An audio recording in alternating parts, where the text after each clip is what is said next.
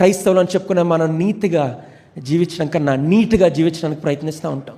అందుకనే ఏదైనా సమస్య వచ్చి మన మీద పడితే, తుఫాను వంటి సమస్య వచ్చి మన మీద పడితే, ఇక్కడేమో నీతిమంతులైతే they will not be shaken, కానీ మనం అల్లాడిపోతూ ఉంటాం, తుఫానులో తిరుగాడిపోతూ ఉంటాం, సుడిగుండంలో పడి మునిగిపోతున్నట్టు పడిపోతూ ఉంటాం. ఎందుకు?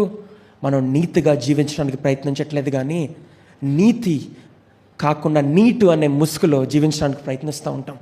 అందుకనే మన జీవితాలు ఎటువంటి శ్రమలు మన పైన వచ్చినా వెంటనే తట్టుకోలేం. చిన్న సమస్య వచ్చినా తట్టుకోలేకపోతున్నాం ఈ కాలంలో. ఎటువంటి సమస్యల బాధల్లో ఉన్నప్పుడు, స్టార్మ్స్ ఆఫ్ లైఫ్ మన జీవితం పైనకి వచ్చినప్పుడు, తుఫాను వంటి జీవితాలు మన పైనకి వచ్చినప్పుడు ఏం చేయాలి? అసలు తుఫాన్ని ఎలా ఎదుర్కోవాలి? ఎలా ఎదుర్కొని బయటపడాలి? ఎందుకంటే వాక్యం చెప్తుంది కదా, ఆయనకు మొరపెట్టము అని నీకు ఉత్తరం ఇస్తాడని. కానీ మొరపెట్టడానికి మనం ఆయనకి సమయమే మనం ఇవ్వట్లా.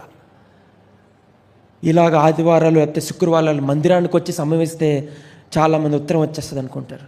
కానీ ఆయనని మరిచిపోకుండా, ఆయన ప్రసన్నతను విడిచిపెట్టకుండా ప్రతిరోజు ప్రతి క్షణం ఆయన నామాన్ని స్మరించుకుంటూ జీవిస్తే అప్పుడండి నీతిమంతులపైన ఎటువంటి తుఫాను వాళ్ళపైన పడ్డా వాళ్ళు కదలలేరండి. Hallelujah. Storms of life, storm అనే మాట మనం చాలాసార్లు ముఖ్యంగా నాలుగు గాస్పెల్స్లో వింటూ ఉంటాం. Matthew, Mark, Luke and John.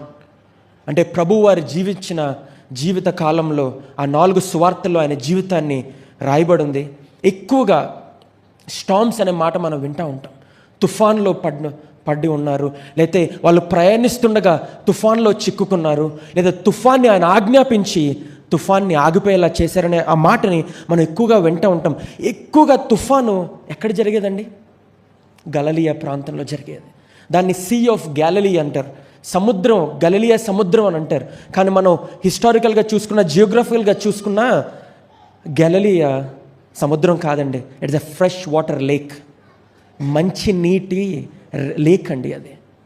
దాన్ని ఎందుకు సముద్రం అని పిలుస్తున్నారు? ఎవరైనా ఒక లేక్ని, రివర్ని లేదా చెరువుని సముద్రం అని పిలిస్తే మనం వాళ్ళని ఏమంటాం? అమ్మ చెప్పారు ఇప్పుడు, పిచ్చోళ్ళు అంటారు. సముద్రం అంటే వైజాగ్ బీచ్ చూస్తే అదే అండి సముద్రం, లేదా మా కాకినాడ బీచ్ చూస్తే అది సముద్రం.